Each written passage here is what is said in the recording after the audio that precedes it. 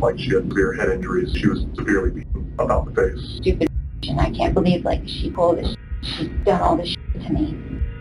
This dimwit is Cherith Crown, an evil girlfriend who thinks she can manipulate investigators and get away with the murder of her secret lover's longtime girlfriend. I definitely thought that she was a crummy person. They were her face totally beat up. I wanted her to be okay.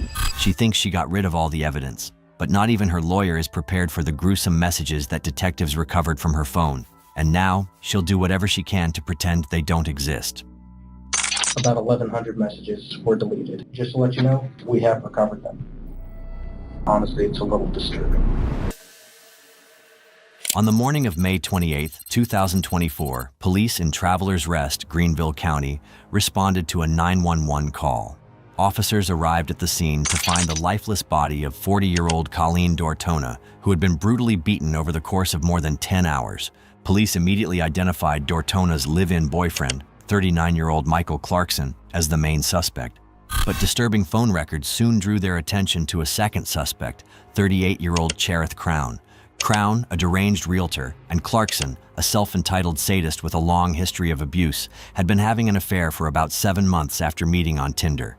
During her interrogation, Crown tried every trick in the book to manipulate detectives to paint herself as an innocent saint. But her deleted messages will show how she egged her boyfriend on and encouraged him to make Colleen Dortona suffer unimaginable trauma, eventually leading to her death. So whenever you got to their house this morning, what kind of medical assistance did you give? I was instructed by the EMS to give her chest compressions.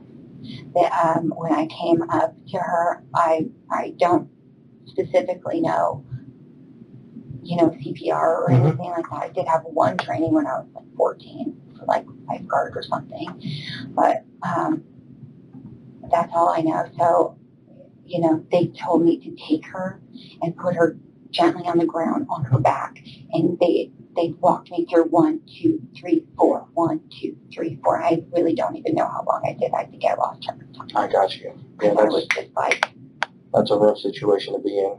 Yeah, and more than anything, like I was shook. I wanted her to be okay, So. How long? Do you remember roughly how long it took for EMS to get there after they were giving you all these instructions? I lost track of time. Okay. Anything I'm trying to do chest compression. Okay. And I did try to give her what's that? Like try to inhale into her mouth at least twice. Okay. On the couch before I actually put her down. I think I walked straight in and I just saw her and I was like, I immediately tried to, yeah. Whenever you walked in, what exactly did you see? She was sitting like this and she was like slightly hunched over. She did not have a top on. She had pants on. There were other pillows and blankets and everything around her. Okay. The dog was there. Yeah.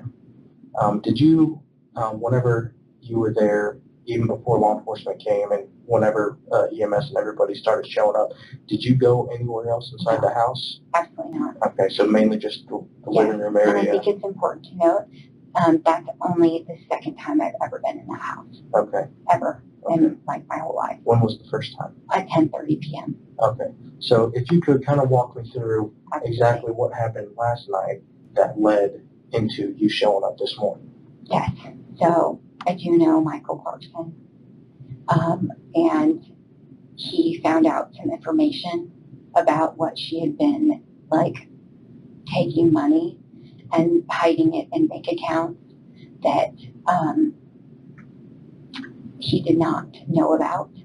And there was also a boyfriend involved, like an ex-boyfriend that she was communicating with. Okay. And he called me very upset. And I was made privy to the fact that he had been hitting her. And I wanted him to stop. Right from the start, there are two crucial plot holes in her story that we need to pay close attention to. First, the apparent missing money and the victim's ex-boyfriend. We'll get back to it later. Second, during this next part, make a mental note of the ice pack She will mention it 3 times now and again later. This is important because at the moment, little Miss Cleverpants thinks that the ice pack will be the one thing that sets her free, but actually, detectives will later use it as the final nail in her coffin. And so at 10:30 p.m., I went over there to help calm him down. Okay. And that's something that, like, I'm able to do, that I know. And so my son was asleep. He was asleep in the car. Okay. When I initially walked in, that's where my 4-year-old was asleep in the car. And I made sure to check, too, like 3 or 4 times. It was probably the 4th time that he actually was awake. But Michael was very calm. He was pleased to see me. He was still, I could still tell that he was shook by, like, what the circumstances were. His hands were swollen. I brought with me a lunch packet on the counter. It's an Igloo gray and with a blue zipper. And I had brought 2 pulled pork sandwiches that are in the fridge still, a bag of Doritos, some electrolyte supplements, and also an ice pack. Okay. Was when you came over at 10:30 was? Yes. Okay. Where was she at? She was on the couch. Okay. And she was laying on her back. And one eye was open, and she was still responsive. She was still talking, not very coherently, but her face was very swollen. Okay. Did you ask? Did Michael say anything, or were you concerned about her? She was walking around like, oh, she did this and she did that, and she's a stupid bitch, and I can't believe, like, she pulled this shit. I loved her, and I can't believe that I even loved her, or, like, could do all of, like, could trust her, and now she's, she's done all this shit to me, Okay. and I just said, stop. How long were you there at the house whenever you showed up there? I think maybe 45 minutes or an hour. Okay. So what all happened during that? He was 45 receptive minutes? to me coming in, and he was thankful for the food. Mm-hmm. He said he could not eat it. I walked in, and my son is, by the way, still right in the car asleep. And I walked in. I took a look. I told him, "You're not doing enough for her. Get up." And I made her an ice pack. And you may find that plastic bag on the ground with water in it. So, and you find I went over to the fridge and made her an ice pack, and I put it on her face. And I also took a paper towel to put it in her mouth to, like, help, like, blot her mouth and, everything like that. Okay. And then after that, he made a joint. He smoked weed. Yeah. And he said, I gotta calm down. And he went out on the patio, he smoked a cigarette and smoked a joint. And then at some point Ian woke up, and I brought him in out on the patio, not directly in the house. I literally shielded him. I just want to make that a point, is I shielded him. I walked out to the patio. We found the patio, and never did I ever feel like there was any threat to me directly. And actually never did I ever feel like there was a threat to me directly from him, ever. Sigmund Freud was right. Subconsciously, she just gave herself away. She sounds like she was more concerned about her killer boyfriend than the person dying on the couch. So now her lawyer will try to spoon-feed her to keep her story straight about why she was at the house. But what he doesn't know yet is that she is lying to him as well. When investigators eventually show him what they found on her phone, his whole defense plan is blown to pieces. Okay. So he left roughly after about an hour of being there. What made you come back? There were further phone calls. So when I left, I texted him and I said, please don't do anything else. Like, don't hurt her anymore. Mm-hmm. Please don't, and that's been my plea the whole time. Don't hit her anymore. And when I left, I texted him, if you need to call me to not do that anymore, please call me. Mm-hmm. And so when I got back, we got in the bed. I was falling asleep. My son was basically asleep, and my phone was on ring, and I got another phone call. Well, you told me earlier that you were trying to get him to take her to the hospital or get her some medical treatment, but he was very resistant to that. So she was doing what she could to calm him down and also take care of him. Absolutely. Was that through phone calls or while you were there? Okay. Absolutely. I encourage him 100% of the time to help her and seek medical help and to stop what he was doing. Okay. So when he called you when you were home sleeping, what was he saying? He said, I found more shit. And he claimed that he said he rocked her face again. And I told her, stop. I said, I didn't think that you would do that anymore. That's why I came over to calm you down, to help that you would stop that. Yeah. And he told me he would stop before I left. And then he didn't. And he called me and he didn't stop. But I still told him to stop. Okay, so what made you, so he called you again and said all that to you. What made you actually go back to the house? So I had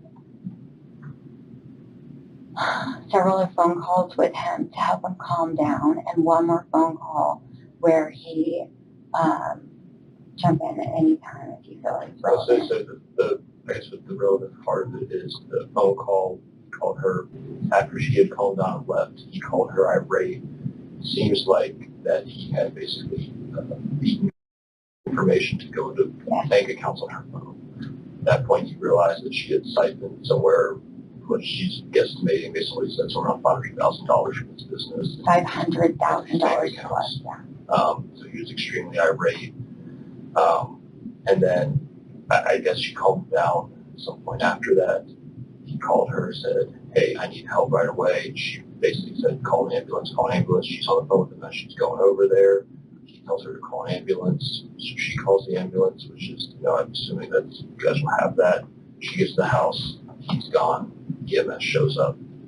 We're here. Okay. She keeps telling detectives how she tried to stop her boyfriend.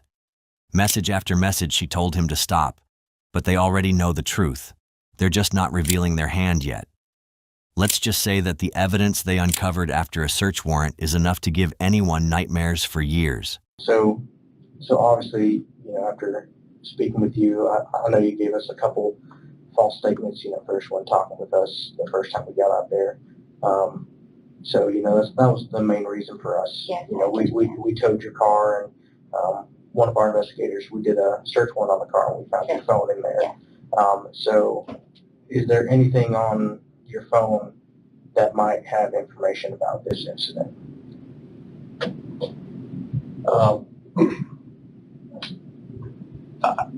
She, in a panic, and at the request of, I believe, Mr.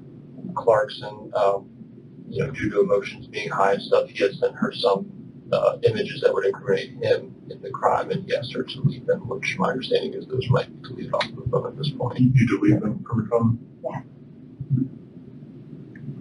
Yeah. Would anything else be in there, like besides any videos that he sends, like anything back and forth between y'all about anything that happened?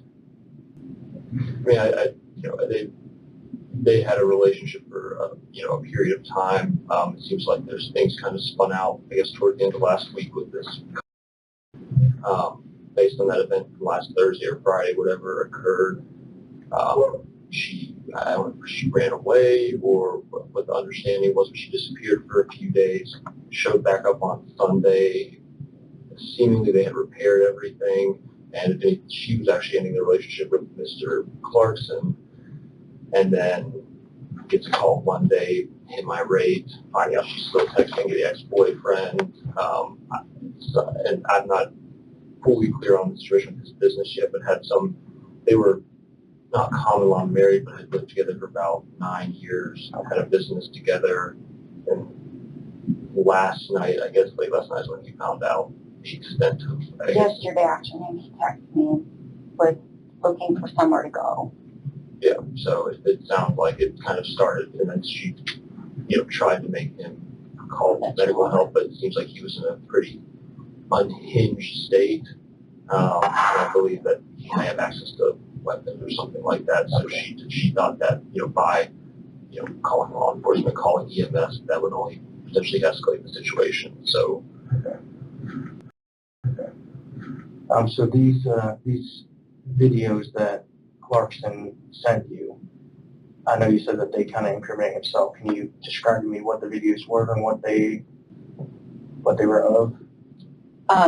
They were of her face, totally beat up. this is why that's where she went over there. Basically, because my understanding is they were videos of him essentially taunting her while showing her bloody face, and that's what caused her to go over there to try to stop that. Absolutely. Sorry. Yeah, go ahead. When he was sending you these messages, were you messaging him back at all? Or was it just him saying you stuff? Yes. Did you ever mention, like, you need to stop or you need to call, call an ambulance or anything? Yes. What did you tell him? I told him to stop multiple times, over and over again. I told him to stop on the phone. I mean, can't hear because we were talking, but on text, I told him to stop. I told him, whatever he could do that we should, that should be done, But all that got deleted? Yes, as far as I know. How convenient for her lawyer to quickly come up with the excuse that she deleted the messages because she panicked. And she didn't call EMS because she is just an innocent peacekeeper who didn't want to escalate the situation even further. Again, she brings up the victim's ex-boyfriend and the money stolen from the businesses. Trust me, as we'll see later, the irony of it all is not even funny. It's infuriating. This can sound really, pardon my French, but kind of shitty thing to ask, but were you encouraging him at all? Were you asking him to do any of that stuff or anything? No. Okay. No. It sounds like a bad thing. No, I understand your question, and I do understand why you would ask that, but no, I would never encourage anyone to do that. Okay.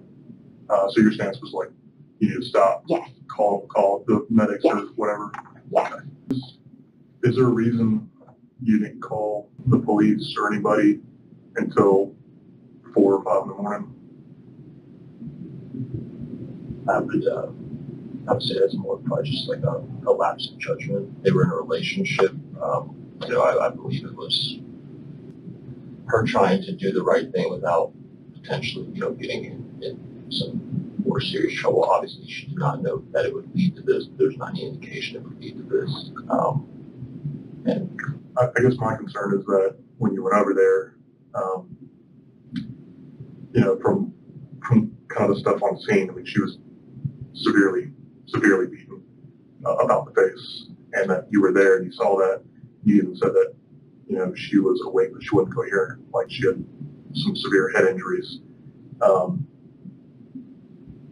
I guess one of my concerns is you haven't seen that. She was coherent. She was responding to questions.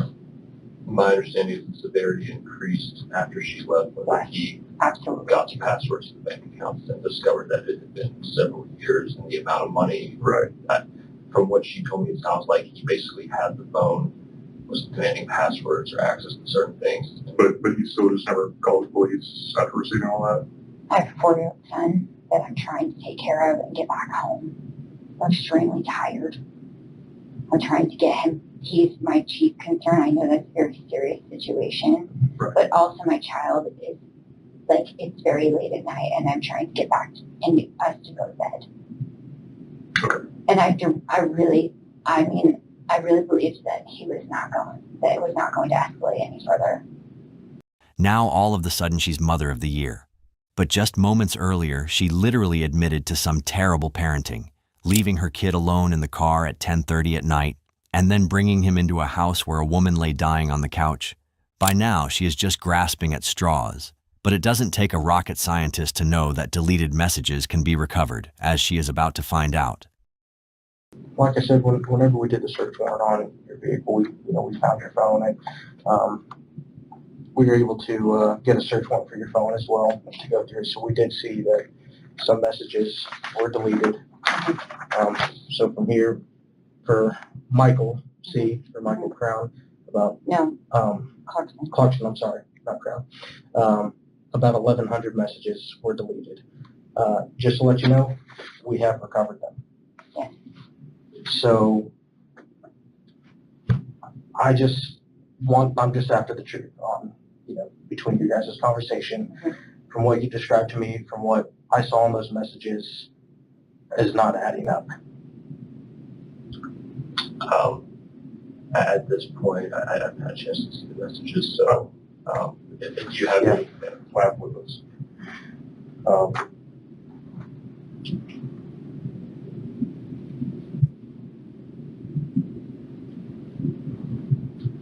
gonna swing around to you.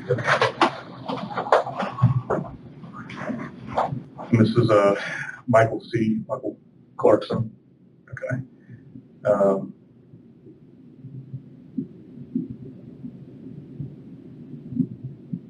With a listed phone number of Eric,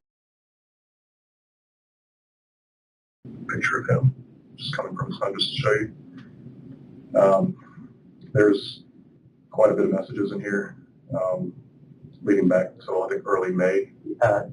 Early March is when the messages started.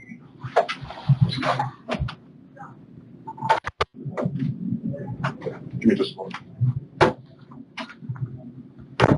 No, I'm sorry. we're attempting to give you an opportunity. Some of the information that you've told investigator Dan here does not match the evidence that we found.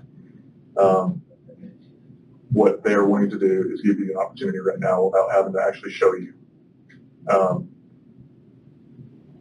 bit to come clean on what's been going on.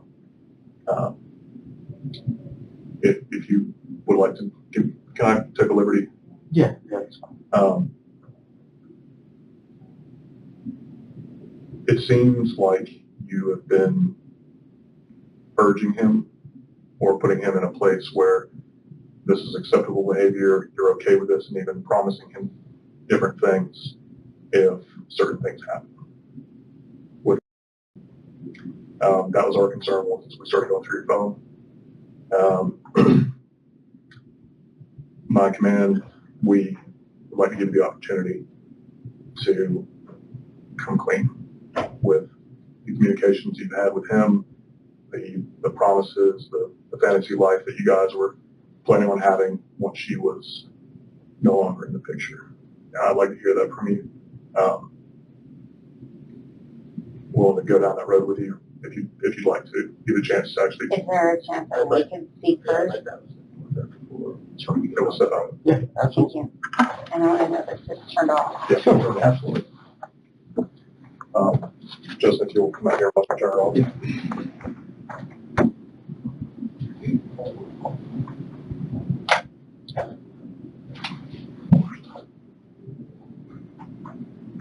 How is that for a curveball? Not even her lawyer saw this one coming.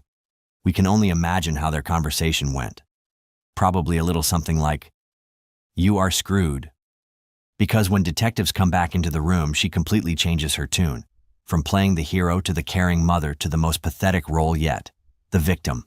I'd like to also say that I definitely, when I left at 10:30, I did not handle the situation appropriately.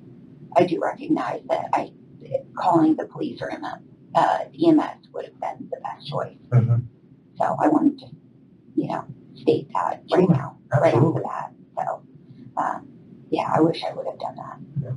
I mean, nobody's perfect either. I can't say you can't be a perfect person.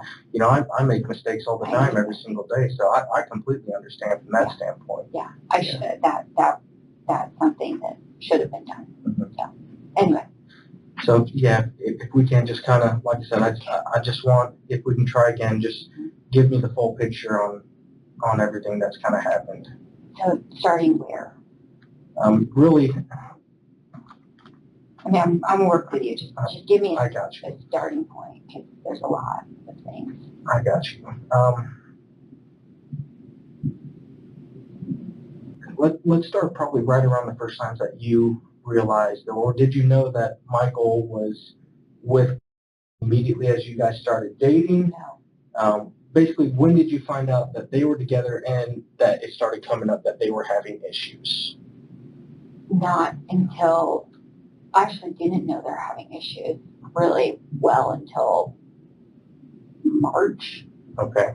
But I did not even know of her until late November. I was under the impression that it was he and I in a like casual relationship of sorts. Yeah. That was something that came to a head that, I called, and you probably see that repeatedly in the text messages. You'll see it repeated that I called her to verify what was the circumstances for their relationship, because he told me that she was his business partner, which is absolutely true. However, it was I was deceived in the fact that she was also his long-term girlfriend, or he called her his wife. And I actually had to figure that out on my own too. And actually, I didn't even figure that part out until like maybe 3 months ago. They weren't actually married. Okay. That they're like basically common law marriage, but it's not even common. Like, I can't even call it that. Long-term, relationship of sorts. So, And you were talking about an open relationship. Yeah, absolutely. And she was privy to all of the things that he was doing, as far as I knew, too. And as far as he told me. So. Okay. What all would y'all normally do since you started meeting up with Michael? Well, I mean, in October, we first went out for drinks, Tinder, and I had no expectation. It was he and I having sex, like several different times until November, but then we had a falling out because I called to find out what was happening. Then we didn't speak for about 2 weeks, and I had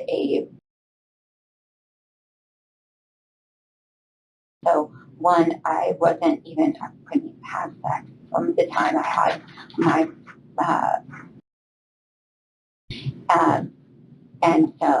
and actually all the times that there was sexual interaction was from October to January. It was only he and I. Okay. So any of the other relationships or like quote unquote like swinger lifestyle kind of things happened after that point. Okay. So whenever he would bring up problems between him and he tell you? He would say that the first thing I can absolutely remember is that she took a $60,000 credit card in his name. And that really is the first time I remember that he truly was like very angry and kind of venting to me about her. Okay. And so that's, other than that, to my recollection, there was no real complaints because I didn't even really know about her until I called her, and then I was the bad guy too because I called her. So that was interesting and not a good position to be in. That was very upsetting. Yeah. Okay. Both of them kind of ganged up on me in that situation, actually. You can see that in there are messages where, they went back and forth and, just called me embarrassing and all kinds of things like that. Boo-hoo, cry me a river. She wants everyone to feel sorry for her. How dare they gang up on her?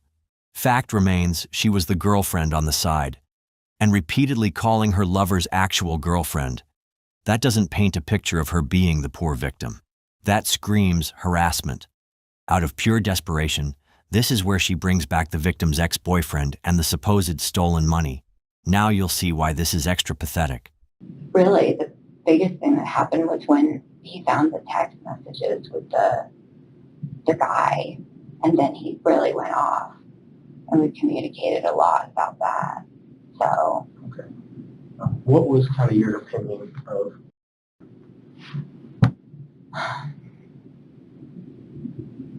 I think she's a very deceitful person. And that's not because And that's not because of what I know that she hid now, but like from from like way back. Okay. I never even seen her in person before 10:30 last night. Okay. I've only seen pictures of her. Okay. I think that's important to know as well. Okay. So going through the last conversations that you and Mike had from, say roughly yesterday morning up to now, that's with all the videos that he sent in between. What was y'all's conversation like in that whole stretch? He was very angry. He was definitely leaving.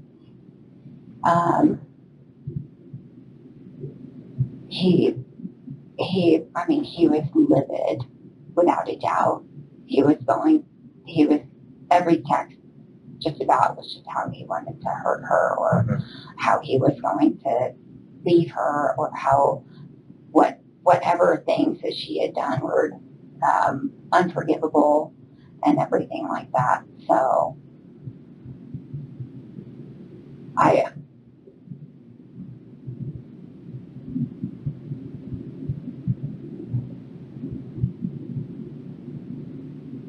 I'm choosing my words because I was trying to think about how I want to phrase this, is that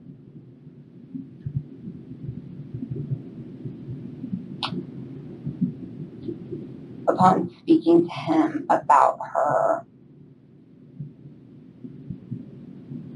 I definitely don't think that there was any truly ill will, that I wanted to see her hurt by any means. I think that there was, just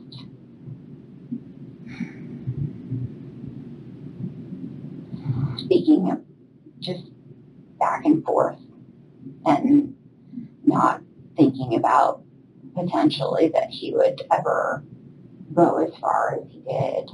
What were some of your responses to him sending these videos of him kind of, I guess, talking about his frustration with Colleen? What were some of the things that you told back to him?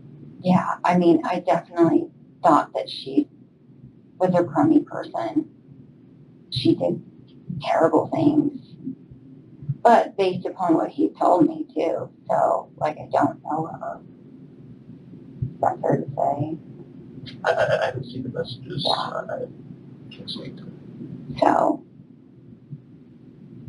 yeah, based upon what he had always ever told me and what I know of her, because I don't know her personally, that she's a terrible person, and that, that she was doing things that were really awful. So looking at all the messages that were between you and Mike for the past, even just for the past day, not even going back further than that, just to be completely honest with you, the best word that I can describe it is, honestly, it's a little disturbing between you and Mike, because he's sending you these videos with her face swollen and she's obviously hurt, and text messages shortly thereafter from you are talking about sex. Okay, I want to set the record straight about that. Is that there's no connection with sex and violence for me, ever, period. So where I'm coming from, I just think, coming from my perspective, it's just a little odd if somebody's sending you videos of somebody who's obviously physically hurt. Why would you just, let's just start talking about sex? Not saying that that's connected anyway. It's just odd. What was inferred? That potentially that the sex and the violence were a connection. Okay, yeah, I'll tell you, I don't have that standpoint that they're connected. Just to clear that up completely. I'm just curious. I'm trying to find out from your standpoint, after he sends these videos of her, why would the next topic point be talking about sex? I think that there are hours of spans between whatever he sent me and the point that there was talk about sex. And so there was no connection because there were different things going on that were not even in connection with whatever. That thought doesn't even come to my mind that by any means, if I sent some like sexy picture or video or something like that that came after a picture or a video or something of her being hurt, it was not by any means in connection. Those two things are completely separate. Up until now, she is still denying her involvement, too dumb to see that detectives had already pieced together the entire puzzle. So now, they are going to lay out the entire picture for her. And it's not a pretty one. So yeah, looking through all of the videos, but actually the earliest video he sent was, for yesterday, roughly around 6:30 p.m. And I think you were pretty accurate where he sent roughly 3 or 4. And that's between 6:30 and roughly 10:30, I think, when you get there. So 4 videos spaced out throughout that time. So several hours, I mean, his videos are spaced out pretty good, and that's just why it's kind of odd why you're one and it's right in there in the middle of all those videos. I think I briefly watched some of them and then maybe didn't even watch all of them. I'll be completely honest. Do I even want to see that? I don't know. I do can't not. answer that for you. I can tell you I do not. So, I mean, obviously you looked at one of them because you said, yeah, it was of her face extremely swollen and bruised. Yes. So we know you at least looked at that. That's what we're just trying to clarify. I understand. But he sends me a lot of text messages. Okay. So is that fair to say? I mean, somebody who sends you a lot of text messages and that's only texting you, and maybe you don't watch every single one. Okay. Nor do I get pleasure out of that.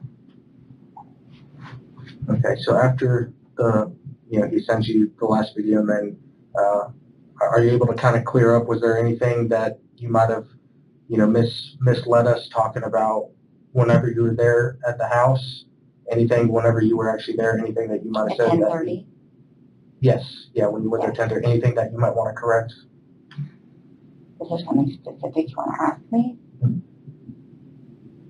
Because like I said, all we're trying to get for is just the truth. I mean, what you told him earlier.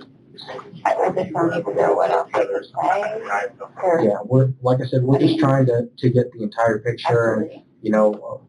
And not being fully forthcoming with us, we just wanted to clear everything up and to make sure that I what assure we you have is that what I have said. I mean, I arrived in the car asleep. Yeah. I was received by Michael. I went to the door. I put the food down on the table.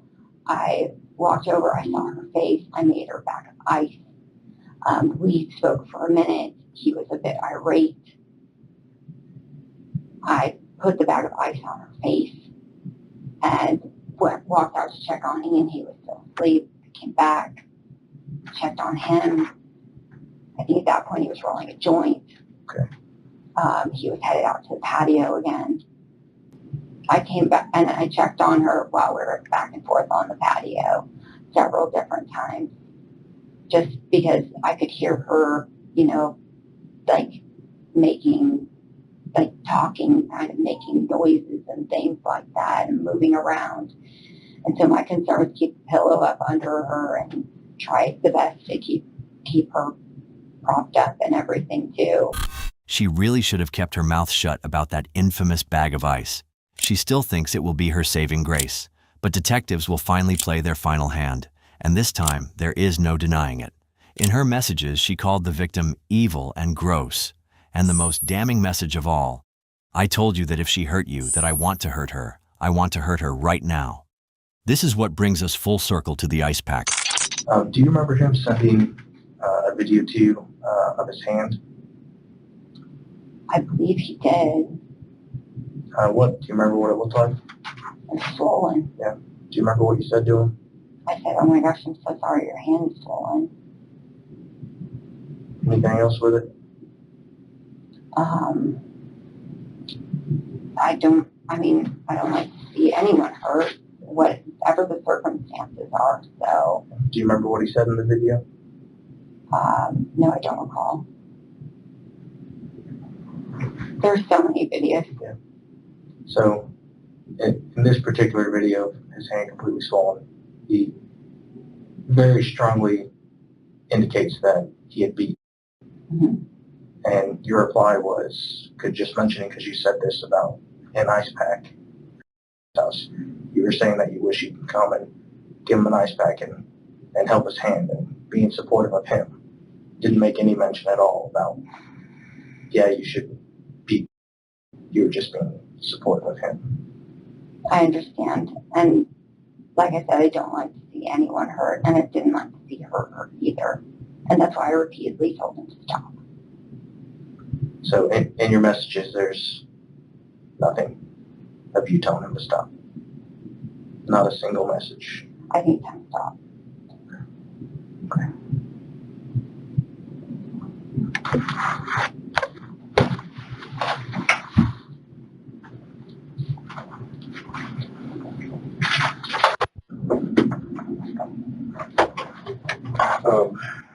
Right now, we have a search warrant for your person, which means we're going to get our forensics units out here to come and collect a few things. You're more than welcome to review the search warrant while we're executing it.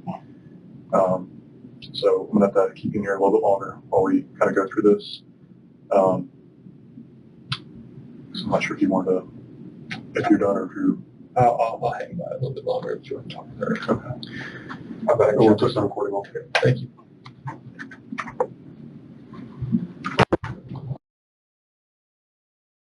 Cherith Crown was arrested on charges of accessory after the fact of murder. Since she deleted all 1,100 messages and tried to protect Michael Clarkson, she was also charged with obstruction of justice. Her case is still awaiting trial. Michael Clarkson was arrested and charged with murder.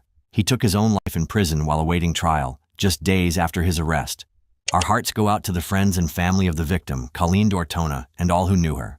Thank you for watching today's video. Don't forget to subscribe and check out one of the craziest cases I've ever covered right here.